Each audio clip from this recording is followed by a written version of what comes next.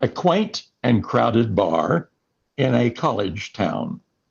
Philip, a middle aged man in a three-piece suit, is seated with his drink at a table for two, and the remaining chair is empty. Lisette, a vivacious woman in jeans with a metallic, shimmery turtleneck and dark blazer, approaches, her own drink in hand. Excuse me, is anyone sitting here? Only Claude Rains. Okay, sorry to disturb you. Oh, no, no, forgive me, a lame attempt at humour. Claude Rains played the Invisible Man in the 1933 movie. Oh, I'm not expecting anybody. It's fine if you borrow it. You're with that large table of students over there. no, I was asking if I could join you at your table. Oh, I get it. No more stools at the bar. No, I want to sit with you. Why? You interest me. Unexpected and inexplicable, but please feel free. I'm Philip. Lizette. French? The name, yes, diminutive of Elizabeth. Myself, no. I'm from Pennsylvania. And your name is Greek for lover of horses, right? Yes, yes, those fickle Greeks. How quickly sheep went out of style. Aha, I've uncovered a fallacy. Oh, you're fast. Women don't unusually uncover a fallacy until the second or third date. The fallacy of equivocation. Your name is based on the Greek philia, meaning affectionate, non-physical love, but your comment about sheep slyly implies erotic love, a completely different type. Clever Greeks. So many different types of love. I know. How did they keep them all straight? Well, keeping straight was not what the Greeks were known for. Ah, you did it again, deliberately confusing two different meanings of straight. Well, not confusing. Celebrating. Without different meanings, there would be no puns, no double entendre, and very little erotropia. Very little what? Oh, another Greek term, playful, flirtatious, amorous behavior. What makes you think I'm interested in that? I don't know. You did say I interest you. Why? Because you dress differently from everyone else. Because you sit here self-possessed and watch people, but not the way the other males are watching. So I'm curious. I'm flattered. Why? Well, unfeigned curiosity about another human being is the most flattering behavior in the human repertoire. I find it baffling, though, that a svelte woman such as yourself would choose to sit with a man like me. I guess you're a grad student, maybe in philosophy, since you are familiar with logical fallacies, but I'm not one of your professors, and I would expect you to be associating with others like yourself. Addicto simpliciter ad dictum secundum quid. Show off. What does that mean? It's Latin for the fallacy of sweeping generalization, applying a general rule to case with exceptions. You look at my smooth face, hear me talk about logic, and decide I am a young student of philosophy. But I'm not. Intriguing. What are you? A tenured professor of theater in her 40s. Ah, and thereby hangs the tale. Please elucidate. Okay. Got a fine arts degree, made my living on the stage, mostly ingenue roles and due to my youthful appearance. But I really wanted to do more serious stuff. Unfortunately, my looks and resume argued against it. So I spent a couple of years and most of my savings on a more advanced degree, and I now direct others doing serious stuff. Do you miss performing? Yes, but I do it some when I teach.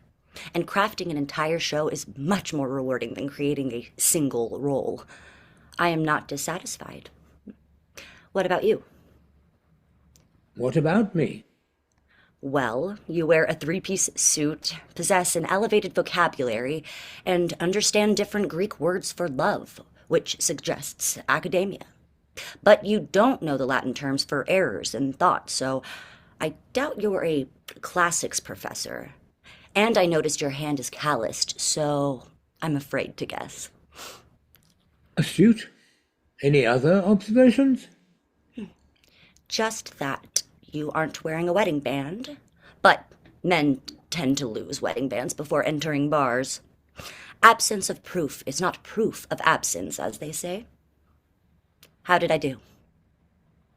Dazzlingly non-committal. It's my best quality. Come on, tell me. What's your story? Okay, I wear a three-piece suit because I like them, especially in cooler weather. But for a living I do maintenance and custodial work at the university. In my spare time I enjoy woodworking and learning about whatever interests me. Regarding the lack of a gold band, I had a wife, but I couldn't keep her. Peter Pumpkin Eater had a wife, but couldn't keep her. That's me all the way. Lizette suddenly stiffens and draws back. Oh, God. Oh, God. This was such a mistake. I can't believe I... She leaps to her feet and rushes out. Philip tosses money on the table and follows her. Scene 2. The empty street outside the bar. Lizette is walking fast. Philip running to catch up. Lizette, wait, please. What did I do? She whirls on him. Don't pretend ignorance. It's not a good look. But I... Stay back. He steps toward her anyway, pleading. I honestly don't understand. She pulls pepper spray from her pocket and gives him a spritz. Oh. He screams. You were warned. Not specifically. Okay, one more step and I'll empty the damn thing. How's that? It's bad enough that you're a snob. You don't have to be a brute. I'm not a snob. Yeah. You find out I'm a blue collar and you're out the door with your hand on the pepper spray. That's real egalitarian.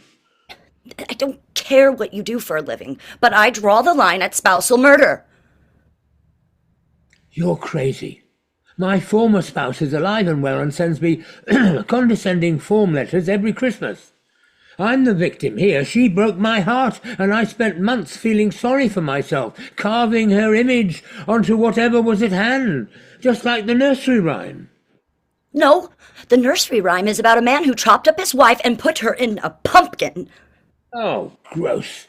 What perverted nursery rhymes were you raised on? The rhyme says he carved her on a pumpkin shell, and there he kept her very well. It says he put her in a pumpkin shell. Oh, fine. But that's the way with traditional rhymes. You go with whatever version suits your personality. If you're a melancholy loser, you go with my version.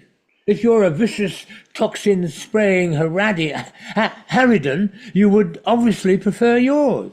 You think I'm a harridan? If the shoe fits it, don't kick me with it. Oh, gosh. I don't know what to say. Well, it's not up to me to teach you manners. I bet you didn't know the rhyme has a second stanza, did you? What? Peter Pumpkin Eater had another, wouldn't leave her. Peter learned to read and spell, and so he loved her very well. It's a great life lesson, particularly for me. We married young because of physical attraction, but then we both had to be adults, working long hours to make ends meet, and we just weren't that interesting. I was still emotionally attached to her, but she had a job as a receptionist and found her boss, with his sports car and six-figure income, much more attractive. What a cliché. After I recovered from my feelings of rejection and burned all her likenesses, I realized it was my time to develop a personality. So I began reading and forming my own opinions and taking interest in people who weren't like me. And I never stopped. I think it's the only way to live happily. Oh, Philip. Hey, what are you crying for? I'm the one who got pepper sprayed. Yeah, but you'll get over that in a short time. I, on the other hand, could have lifelong scars from spraying you. Oh, don't be a wuss. It's easily remedied. How? Well, I shouldn't have to tell you. All right.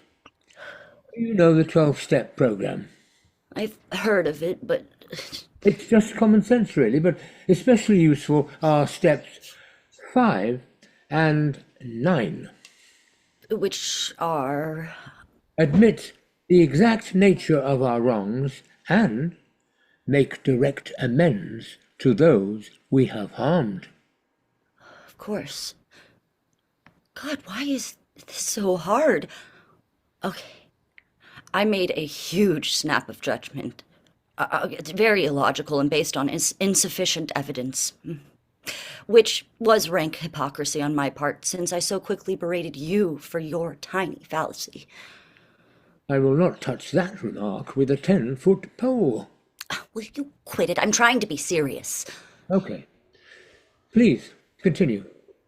Anyway, in my irrational state of mind, I hurt you grievously, which I regret deeply, because I like you more with each passing minute and find you endlessly interesting.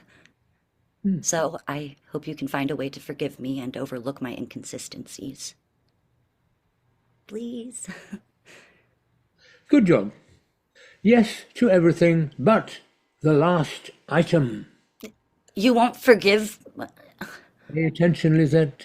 The last item. Your inconsistencies. I will not overlook them. Inconsistencies are what confirm our humanity and make us approachable. I fully intend to celebrate them. Okay, then. I guess I can put up with your puns and double entendres if you can put up with my... Supercilious pedantry? Ow! Well, whatever you want to call it. But let's aim to appreciate rather than tolerate. You drive a hard bargain. But okay. Then let's shake on it. God, no. I don't want to get pepper spray on me. Come on up to my place and let me get you cleaned up. It's in the next block over. Already she invites me up to her apartment. Wow. Don't read anything into it. I'm suggesting philia. Yes, and the slower you say it, the more suggestive it is. You don't quit, do you?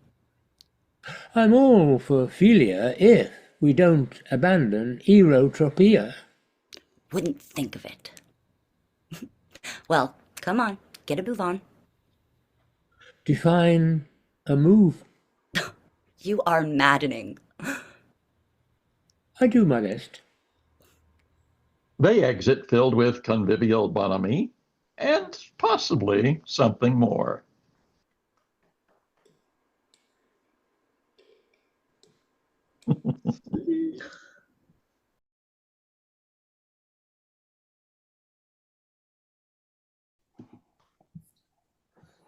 Well, that concludes our performances. Unfortunately, Robert had to leave, and I had lots of questions.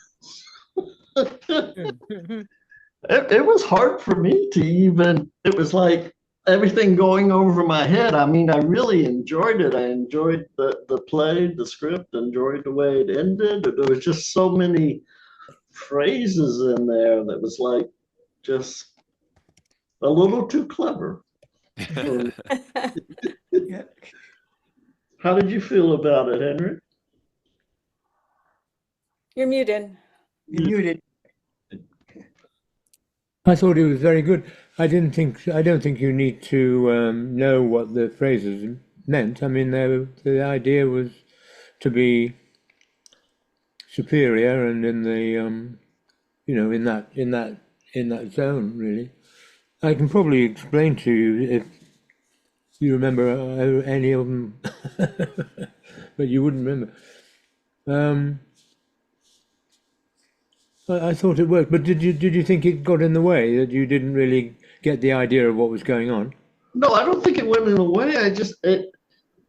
The the one movie that I've seen where I just love the dialogue in it is Lion in Winter, and that it Oh, just yeah. made me think about that conversation and those conversations they had and the dialogue in that and the level that was at. So no, I appreciated it. I liked it. I thought the development of their relationship was real believable, the arc, and Oh, yeah. and the I was supposed to be younger, of course, but Yeah, it was really well done. I Beautiful. agree. I thought the relationship was great. And I thought that worked very well. The way they interacted with each other, I thought was interesting. And so it kept the play really moving. I like too that it was sort of like usually when it's a male and a female, it's like, oh, they're gonna, of course, get together. And I sort of like that it was left a little ambiguous that even the narration, I forget the line, but it was kind of funny. But that it was sort of left like, obviously he probably would like that to happen, but she would, that maybe they just remain friends and that they challenge each other and sort of, Yeah. intellectually kind of grow with each other. Oh, yeah, for sure. For me, I got it as this was a point of development and that it was going to develop into a relationship for both of them once they understood each other. Mhm. Yeah. I can see But that. it's not clear what type of relationship it will be. It could just be a friendship. Yeah. I had one question though that I was going to ask Robert if he'd been here was did he really need the play to be in two scenes? I mean, I thought it could be just continuous, even if we see her walk away from the table.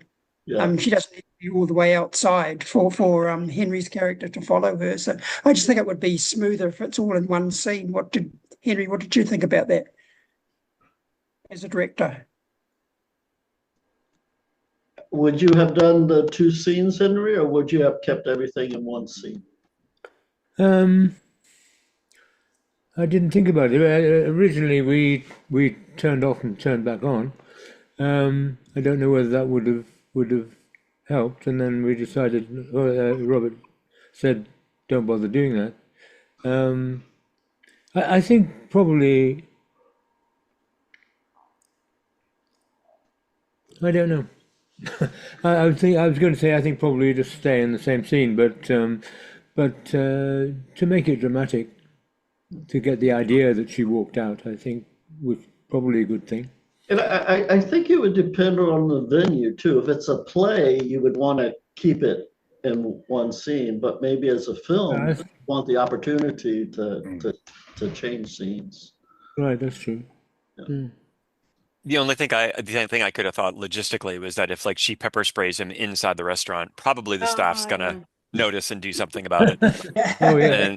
And being outside the place where potentially no one was walking around at that moment, that was the only thing I thought could like justify that move. But It's a big thing. It's a big thing. I mean, you're right. Yeah. they could be in a crowd of people who don't want to get involved. That's true too. Right, That's true too. yeah. Or Maybe that happens all the time. another Like, another option that would assuage Corey's objection, I think, if you just kept it all in one scene, but just had a lighting change, or as she moves away to indicate that they're now outside. But I don't think you need a full blackout and new scene. I think there are lots of theatrical ways that a director can smooth that transition. Sure. Yeah.